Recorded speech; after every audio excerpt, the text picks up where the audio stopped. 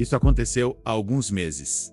No começo do ano, eu estava naquele período meio estranho da vida, recém-formado, sem grandes responsabilidades e com tempo de sobra. Tinha terminado a faculdade um semestre antes, o que parecia uma ideia ótima, quando eu estava atolado em trabalhos, mas quando me vi com todo aquele tempo livre, não fazia a menor ideia do que fazer. Meu emprego de tempo integral só começaria em junho, e a maioria dos meus amigos ainda estava ocupada com as aulas ou provas finais. Então, até lá, eu estava meio que à toa, sentindo-me preso entre duas fases da vida. Era bem desconfortável, para ser sincero, e me fazia sentir meio inútil. Sou do tipo que precisa estar sempre fazendo algo produtivo. Então ficar dias e dias sem fazer nada, só vendo o tempo passar, estava me matando. Provavelmente foi por isso que aceitei quando minha mãe me pediu para dar uma olhada na casa de praia do meu tio Ricardo. Era um favor simples. Dirigir até uma cidade litorânea como Paraty, no Rio de Janeiro, verificar se não havia vazamentos ou danos, e fazer uma manutenção básica para que o Ricardo não precisasse gastar com alguém. Sim, eu deveria mencionar que sou de Minas Gerais, e a casa do Ricardo fica no litoral do Rio de Janeiro. Então a viagem não é das piores. Umas 2 horas e pouco. A casa é enorme, daquelas que acomodam tranquilamente toda a minha família, estendida todo o verão. Umas 25 pessoas se apertando num lugar só, jogando e bebendo demais. Essas 2 atividades para a Seara Nosto são as únicas coisas que realmente marcam nossa família. A casa não fica exatamente na beira da praia, mas também não é muito longe. Ela está aninhada num bairro mais tranquilo, com bastante vegetação e ruas que fazem curvas, pulando para um dia qualquer da semana que eu nem lembro. Acho que era uma quinta-feira ou algo assim. Saí no fim da tarde, o que, pensando bem, foi uma ideia meio boba. A viagem foi bem tranquila. Quando cheguei na casa, tudo parecia normal. Entrei e segui a lista de verificação do Ricardo. Chequei as torneiras, os disjuntores e dei uma volta pela propriedade. Tudo parecia em ordem. Para ser bem franco, era estranho estar ali sozinho. Eu nunca tinha visto aquela casa sem jogos de tabuleiro espalhados, e a bagunça de membros da família bebendo e conversando alto. O silêncio era, sem dúvida, a coisa mais arrepiante. O lugar parecia abandonado. Tenho certeza de que todo mundo tem um lugar, seja uma caça, um restaurante ou outra coisa, que fica uma loucura quando a família toda se reúne. Agora tente imaginar esse lugar vazio e em silêncio. Meio assustador, né? Enfim, estava ficando tarde e eu detesto dirigir à noite mais do que tudo. Então, mandei uma mensagem para minha mãe avisando que ficaria lá e voltaria de manhã. Ela disse que era uma boa ideia e me lembrou de agradecer ao tio Ricardo por me deixar ficar. O que eu fiz? Preparei algo para comer, mexi um pouco no celular e comecei a me arrumar para dormir.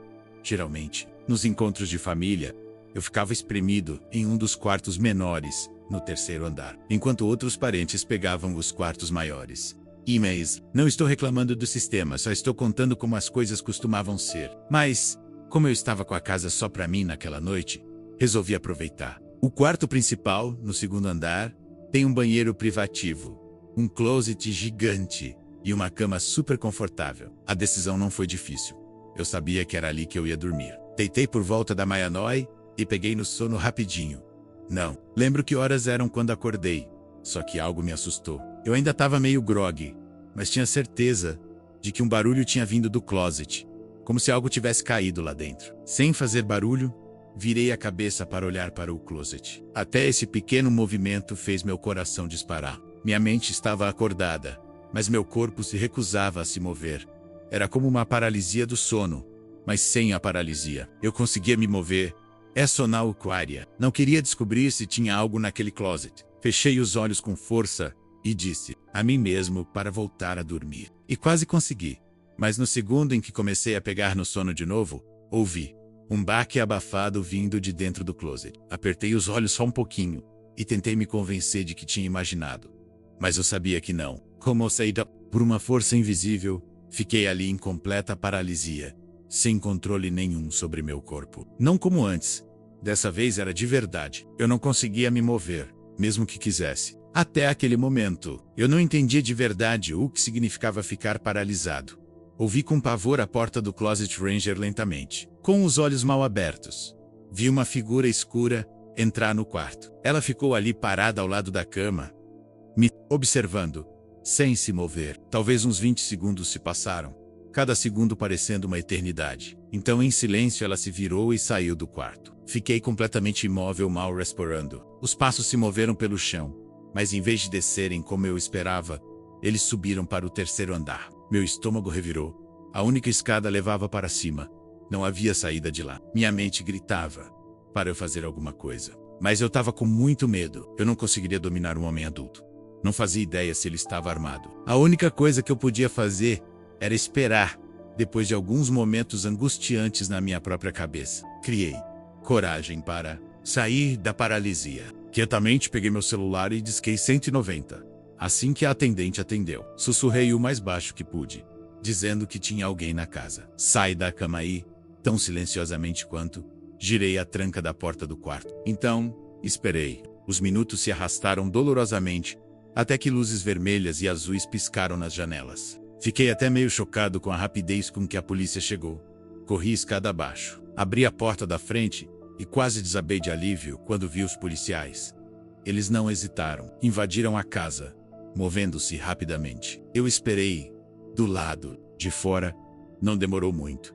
Segundo eles, a casa estava vazia. Eu não conseguia acreditar. Tinha ouvido os passos subirem, e não havia para onde ir depois dali. Então ele devia estar na casa. Não havia outra explicação. Os policiais insistiram que ele devia ter passado por mim sem que eu percebesse, que eu estava muito assustado. Paranoid, eu sabia que não era verdade. Mas o que eu podia dizer? O cara tinha sumido. Não me senti confortável em deixar a polícia ir embora. Então liguei para o Ricardo. Ricardo não gostou nada. Ele brigou com os policiais e disse para eles verificarem de novo que minha vida podia depender disso. Então, eles fizeram. Procuraram de novo. Dessa vez, com mais cuidado. Ricardo me disse para segui-los e observar o que estavam fazendo. E foi o que fiz. Os policiais se moveram metodicamente, abrindo cada armário e verificando debaixo das camas, batendo nas paredes como se esperassem algo escondido atrás delas. Eles puxaram a cortina do chuveiro em todos os banheiros. Checaram 2 vezes as trancas das portas e janelas. E foi aí que encontraram uma das janelas de um dos quartos no terceiro andar. O quarto onde eu deveria ter dormido estava destrancada. Um deles ficou na porta enquanto o outro desceu e foi para o quintal. Eu preferi ir para fora com o segundo policial, principalmente porque a ideia de ficar trancado na casa com um estranho me dava nojo. O policial apontou a lanterna pela propriedade, mas não havia nada lá fora. Ele começou a escanear o telhado, e para meu horror, o feixe de luz varreu algo assustador. Era ele. Era aquele estranho que tinha estado na casa. Ele estava sentado no telhado. Era um homem careca, com uma aparência nojenta, roupas rasgadas, que parecia não tomar banho há anos. A hora seguinte foi um borrão. Os policiais se comunicaram e tiraram o cara do telhado algemado. A polícia disse que ele provavelmente era um morador de rua e estava invadindo a casa há dias, talvez mais. Mas quando perguntaram como ele entrou, há quanto tempo estava lá e por que estava escondido no closet, ele não respondeu. Ele apenas manteve aquele olhar vazio e assustador, como se nada daquilo importasse para ele. Ele foi levado em uma das viaturas logo depois. E foi isso. A coisa toda foi tão louca que ainda é difícil de entender. Por mais que eu tente, não consigo descobrir por que aquele cara estava escondido naquele closet.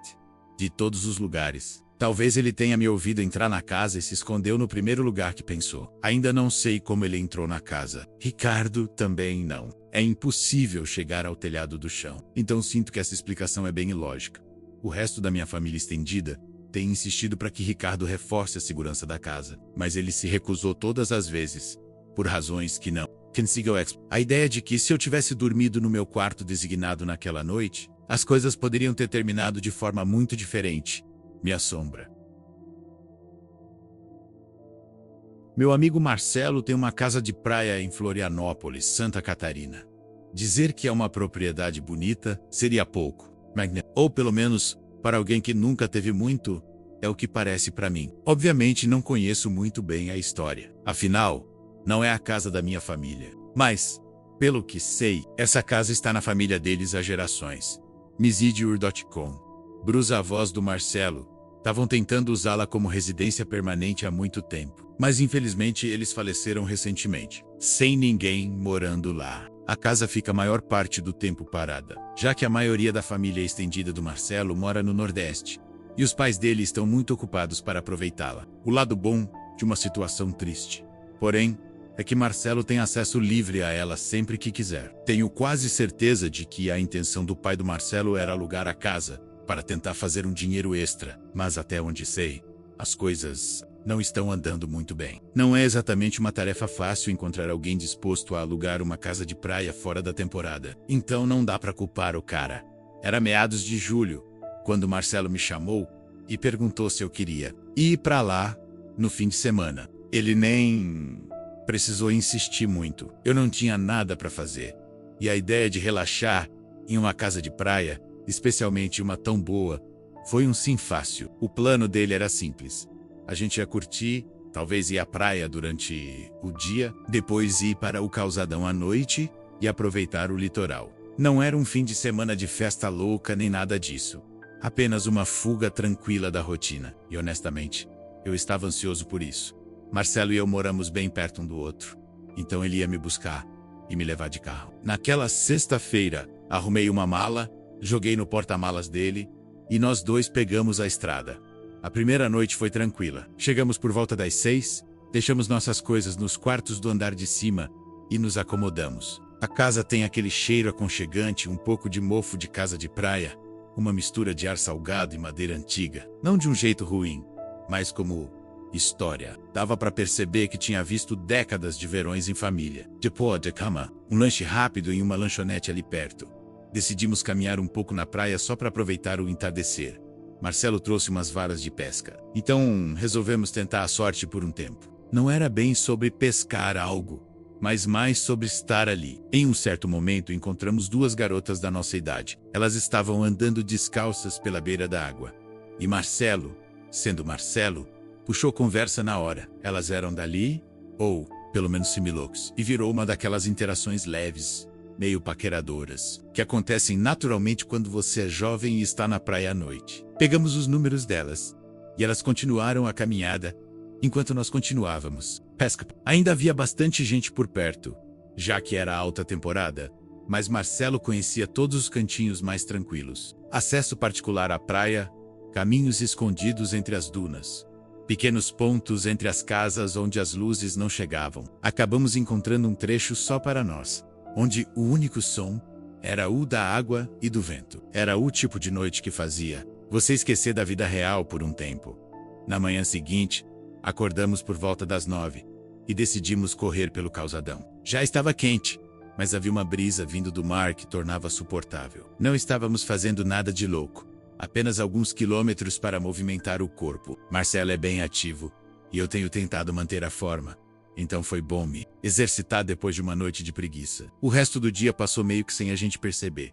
Mais tarde naquela noite, Marcelo sugeriu irmos a alguns bares em um bairro badalado, mas nós dois estávamos exaustos. Embora a ideia parecesse divertida na teoria, a ideia de esperar em filas e gritar por causa da música não combinava muito com o que nossos corpos sentiam depois de um dia inteiro no sol. Acabamos desmaiando cedo algum tempo. Depois da meia-noite, acordei com um apito agudo e estridente. No começo, pensei que fosse parte de um sonho, mas depois de 1 ou 2 segundos deitado no escuro, percebi que era real. Parecia um detector de fumaça. Um daqueles alarmes agudos e penetrantes que cortam. Pulei da cama e comecei a escanear o ambiente, na tentativa de identificar de onde vinha o apito. Não parecia vir do meu quarto ou de qualquer outro lugar no segundo andar. Depois de focar por mais alguns segundos, tive a impressão de que estava vindo de cima de mim. Sem pensar, abri a porta do quarto e fui direto para o quarto do Marcelo. Com as duas mãos, sacudiu para acordar e disse para ele me seguir. Ele imediatamente entendeu a situação e me seguiu apressado, sem nem se preocupar em colocar uma camisa, como se nossas vidas dependessem disso. Nós dois subimos as escadas, correndo, completamente sem saber o que encontraríamos. O terceiro andar estava quase todo escuro, exceto por um pouco de luz da lua que entrava pela janela no fim do corredor. Acendemos as luzes e começamos a escanear o espaço, ainda esperando ver ou sentir algo queimando, mas não havia nada, nem fumaça, nem luzes piscando, nenhum sinal de fogo. Na verdade, era desconcertante. Finalmente, depois de alguns minutos, irritantes procurando a fonte daquele barulho horrível, Encontrei algo em um dos quartos, bem escondido debaixo de um travesseiro. Havia um pequeno aparelho preto. Antes de chamar Marcelo para o quarto, decidi examiná-lo um pouco, mas por pura confusão. Era do tamanho de um radiocomunicador, todo preto, com exceção de uma luz vermelha piscando em cima. Só isso! Sem botões, sem adesivos, sem tela, apenas uma carcaça preta lisa, aquela luz piscando e um único interruptor na lateral, ou pelo menos o que parecia um interruptor. Eu o desliguei e o apito parou imediatamente. Marcelo entrou no quarto ao mesmo tempo. Os olhos dele foram da cama para mim, para o aparelho na minha mão. Nenhum de nós disse nada no começo. Nossos olhares se encontraram e eu percebi que ele estava tão confuso e assustado quanto eu. Depois de mais alguns segundos de silêncio, ele me perguntou se eu já tinha visto aquela coisa preta antes. Eu disse que não e perguntei a ele o mesmo, ao que ele também respondeu que não. Pela próxima hora, tentamos descobrir o que era aquilo, como tinha chegado lá e o que o tinha acionado. Mas nenhuma resposta que encontramos era satisfatória. Marcelo jurou que nenhum membro da família dele tinha estado naquela casa há anos. E eu acreditei nele. Quer dizer, por que ele mentiria sobre isso? Além disso, quem diabos colocaria uma coisa dessas na própria casa? Você pode pensar que era para segurança ou algo assim, ou talvez um substituto para um detector de fumaça, com defeito, no andar de cima. Mas novamente, não havia fogo, então nem tinha evitado nenhuma emergência. E então a questão de como ele tinha sido acionado, em primeiro lugar. Essa foi a parte mais assustadora de tudo. Estávamos sentados no quarto do Marcelo no escuro quando tive uma ideia maluca. Não conseguia acreditar que não tinha me ocorrido. Até então, o interruptor. Peguei o aparelho e rapidamente liguei e desliguei o interruptor. E adivinhe, o apito estridente começou de novo. E parou assim que eu o desliguei. Nós dois congelamos e Marcelo sussurrou: "Meu Deus!" A ideia nos atingiu ao mesmo tempo. A única maneira de operar o aparelho era manualmente. Tinha mais alguém na casa. Não perdemos tempo. Marcelo ligou para a polícia enquanto eu trancava a porta, barricando-a o melhor que pude. Esperamos pelo que pareceu uma eternidade. E finalmente, a polícia apareceu. Rapidamente descemos para interceptá-lo. Depois de dar uma descrição muito breve do que estava acontecendo, eles fizeram uma varredura completa na casa, enquanto esperávamos do lado de fora, perto da porta da frente, conforme as instruções deles. Quando finalmente desceram, o que nos contaram foi horrível. Aparentemente, todas as janelas do terceiro andar estavam escancaradas, até as janelas do banheiro. E não era só isso. As camas estavam reviradas, as gavetas das cômodas estavam puxadas, e tudo estava no chão. O quarto onde eu tinha encontrado o aparelho parecia completamente saqueado, embora estivesse tudo arrumado quando procuramos lá. Em cima, eu sentia que estava enlouquecendo. E Marcelo também. Mas depois de sermos escoltados lá para cima pelos policiais, não tivemos escolha, a não ser aceitar a realidade. Os policiais não encontraram muito mais. Ninguém escondido. Nenhuma impressão digital. Nenhuma arma. Depois de mais uns 20 minutos, eles nos disseram para garantir que todas as janelas estivessem trancadas e seguras dali em diante, e para ligar novamente se algo mais acontecesse. Então eles simplesmente foram embora. Marcelo e eu não nos sentíamos seguros naquela casa depois que alguém menos, provavelmente louco ou drogado, tinha nos incomodado daquele jeito tão inexplicável. Mas não tínhamos escolha. Dissemos a nós mesmos que dormiríamos ali o resto da noite e sairíamos cedo pela manhã. E foi o que fizemos. Felizmente, quem quer que estivesse na casa deve ter ido embora, porque nada mais aconteceu durante a noite. Ainda há partes dessa noite que não consigo explicar, e só consigo imaginar o que Marcelo deve estar sentindo. Pelo que o soubamos, quem quer que estivesse naquela casa naquela noite pode nunca ter ido embora.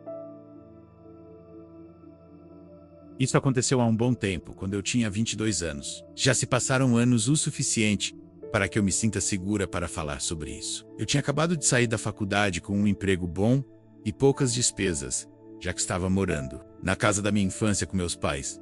Imagine só, juntando uma boa grana sem ter que me preocupar com comida ou um lugar para dormir. E ao mesmo tempo, tendo acesso total ao quarto onde cresci, ao meu carro e a todos os confortos da minha cidade natal. Dá para dizer que eu estava vivendo na maior tranquilidade. Acredite, eu sabia a sorte que tinha de ter pais que me permitiam ficar em casa sem pagar aluguel. Sei que muita gente não tem essa opção, então é algo que nunca dei como garantido. Mas nem tudo era tão tranquilo quanto você pode pensar. O que vou te contar aconteceu menos de um mês depois que voltei para casa.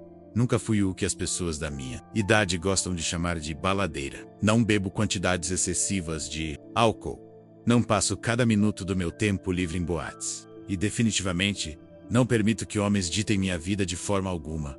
Foi assim que fui criada. Meu pai é o homem mais importante da minha vida.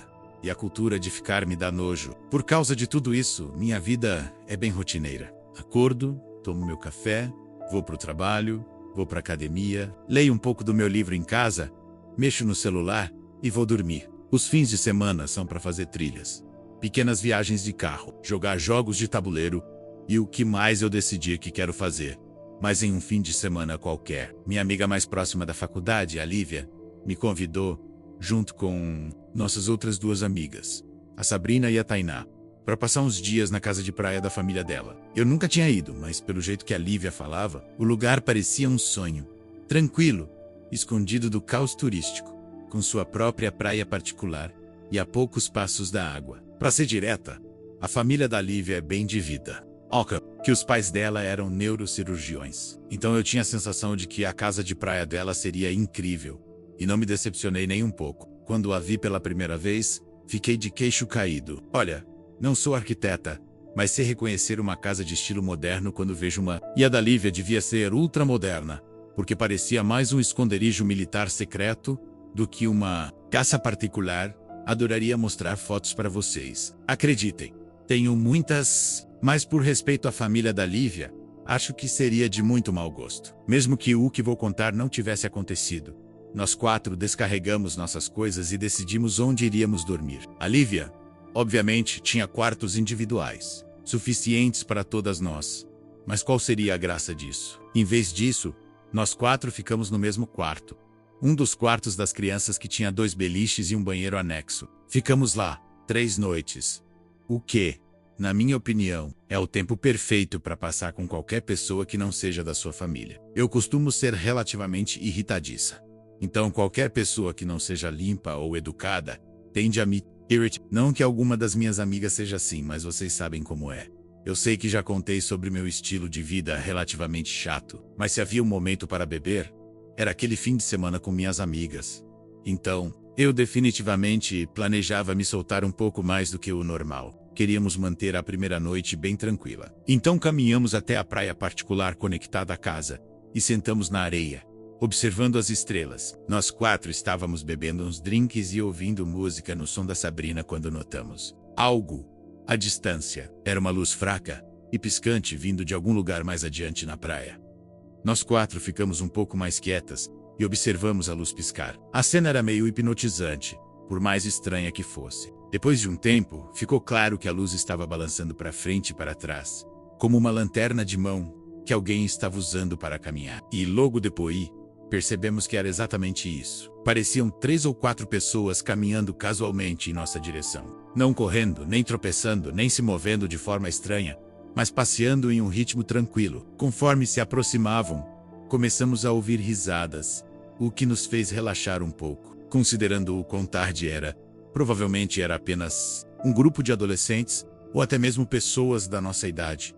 Eles devem ter nos notado porque, em algum momento, um deles gritou "Oi!" com uma voz amigável. Era a voz de um rapaz, e ele parecia ter a nossa idade. A Tainá respondeu, e conversamos um pouco enquanto eles se aproximavam. Quando chegaram perto, pudemos ver que era um grupo de 3 rapazes que pareciam 1 ou 2 anos mais velhos que nós. Todos tinham aquele visual típico de garoto da praia, que eu percebi na hora que minhas amigas estavam curtindo, especialmente a Tainá. Ela é meio doida quando o assunto é homem, então não posso dizer que fiquei muito surpresa. Ela sabe o que penso sobre o estilo de vida dela.